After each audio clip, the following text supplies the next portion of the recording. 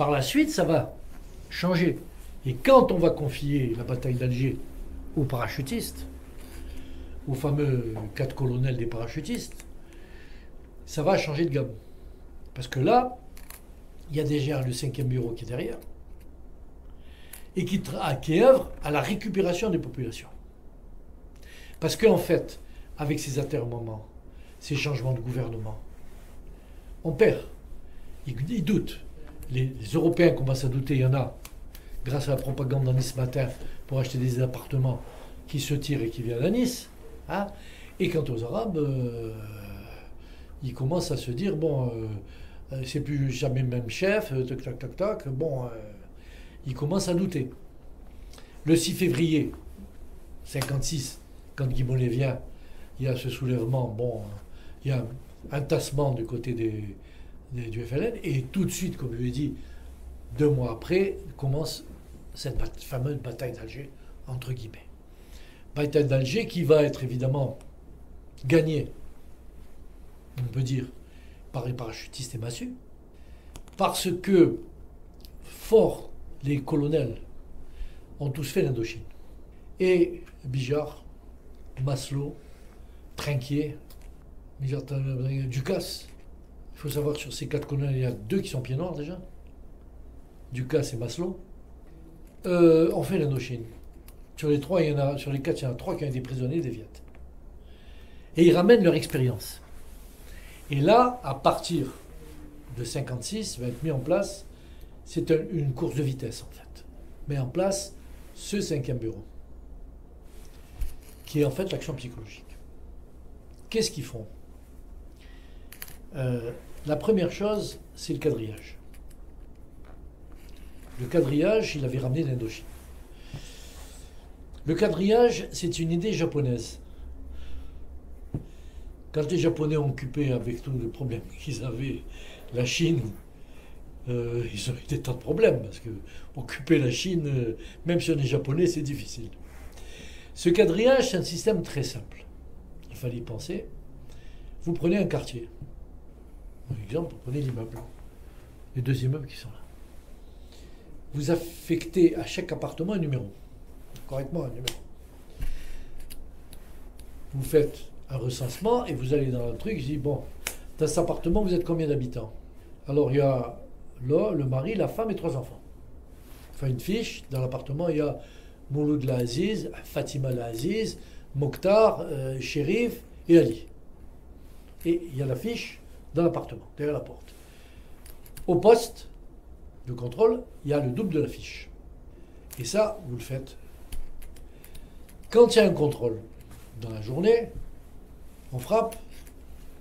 Bonjour, Ali, on fait l'appel. Le soir, pendant la journée, parce qu'il travaille. Ça, on fait l'appel. Ah, il y a 5 personnes, c'est bon, ça va. Il y a 6 personnes. Ah, qu'est-ce qu'il fait celui-là?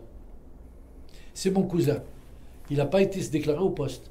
Parce que quand vous invitez quelqu'un chez vous, vous allez au poste, il y a mon cousin qui vient 15 jours. Et on le rajoute.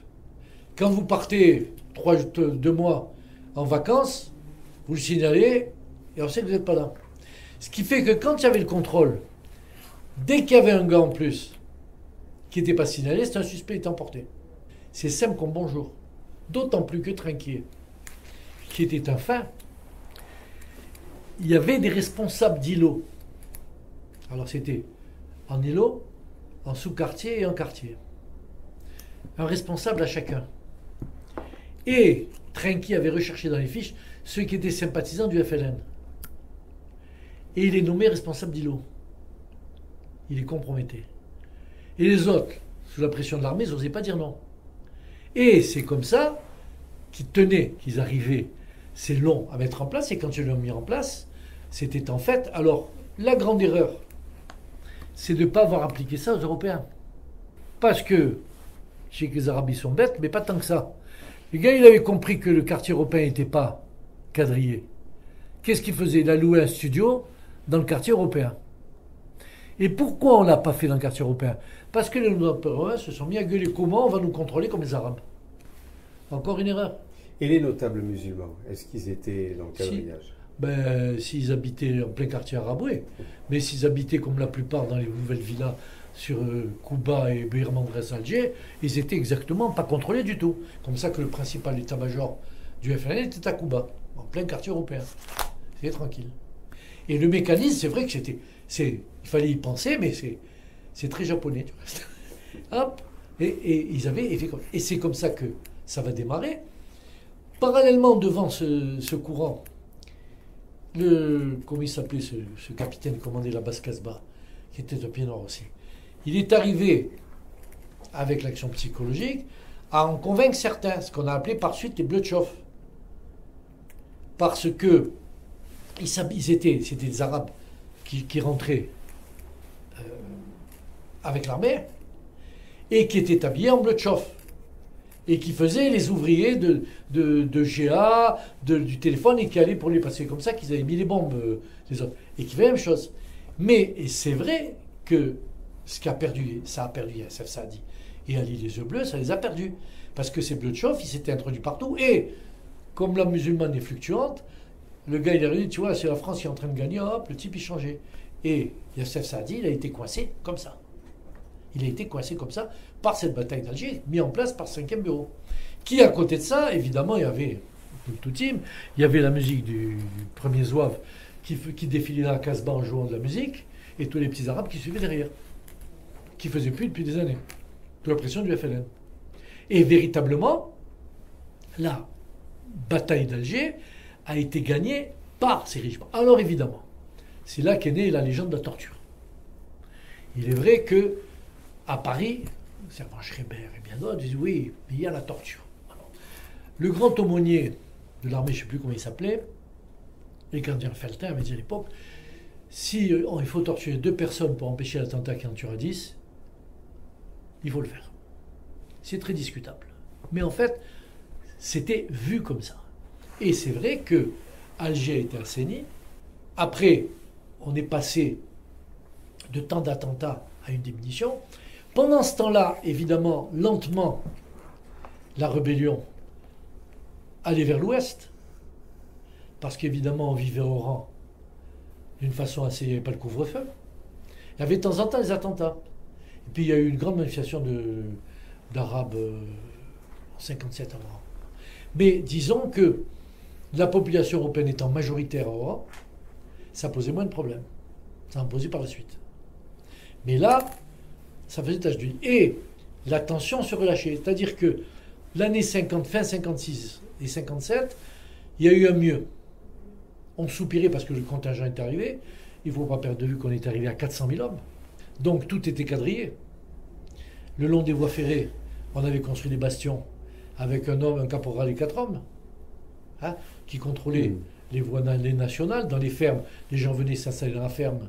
Alors les colons français, il y a certains colons européens qui ne voulaient pas de soldats militaires, il y a ceux qui les acceptaient.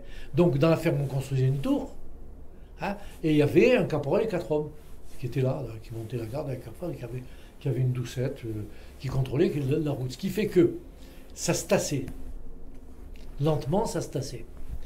Mais ce qu'il y avait, c'est que le terrorisme urbain continuait. Alors, on arrive à un deuxième temps. C'est-à-dire que cette bataille d'Alger est gagnée, il fallait, le FLN l'avait en travers de la gorge, c'est certain. Mais, parallèlement, les bonnes consciences en France avaient décidé de lancer l'histoire des bons offices. Les fameux bons offices avec la Tunisie, le Maroc, les Anglais, les Américains, qui étaient intéressés par l'affaire, surtout à cause du pétrole. J'ai jamais cru à l'amour des Américains pour la France. Mais là, bon, sauf dernièrement avec lorsque OSS 117. Mais là, la situation va se stabiliser. C'est-à-dire qu'il va se stabiliser. Il y a alors les opérations qui sont faites, elles sont faites surtout après de grandes exactions. Par exemple, il y a ces colons, ces petits colons italiens dans la région d'Ain Bessem qui sont enlevés. Bon, pourquoi du reste il y a donc les trois maris, les 3 femmes, et 5 ou 6, une dizaine de gosses. Ils les enlèvent, ils ont été obligés de les relâcher parce que traîner, ou ils les tuaient, ou les traînaient dans la montagne, ils ne les ont pas tués, ils ont traîné dans la montagne. Ils ont dû tomber sur un chef Félaga qui n'avait pas envie de tuer de gens, ça arrive. Et donc ils ont relâché. Et là, on montait les grandes opérations avec les parachutistes, et la Légion. Le reste, les régiments d'infanterie, faisaient essentiellement du quadrillage. Après l'affaire de Palestro, on avait compris qu'il fallait quand même faire gaffe. Donc, ils faisaient essentiellement du quadrillage. Et on avait besoin de beaucoup d'hommes. Oui. D'accord.